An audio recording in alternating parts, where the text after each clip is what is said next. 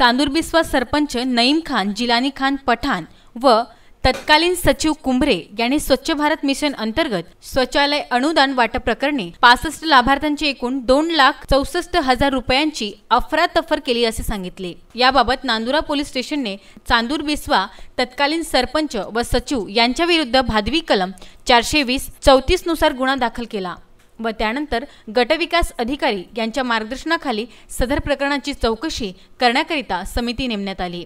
यामध्ये SS सपकाळ विस्तार अधिकारी पंचायत समिती नांदुरा, उभाळे स्थापत्य अभियंता सहायक व श्रीखंडे समूह समन्वयक BRC हे होते।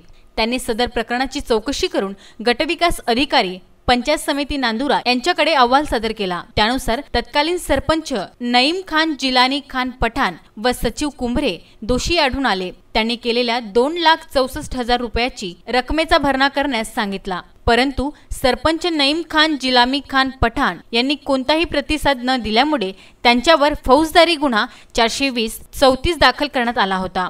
ग्रामपंचायत चांदूर बिस्वा येथे 65 शौचालय अनुदान वाटपासंबंधी जो 2,62,000चा अफरातफर झालेला होता, त्यामध्ये 2 आरोपी नईम खान व तत्कालीन सचिव कुंभरे असे 2 आरोपी होते। त्यामध्ये नईम खान हे गुन्हा घडला तेव्हापासून फरार होते। त्यांची माहिती गुप्त माहितीदाराकडून मिळाली की ते चांदूर बिस्वा येथे होते, तेव्हा आम्ही व DB स्टाफ असे जाऊन चांदूर बिस्वा येथे जाऊन त्यास अटक केली।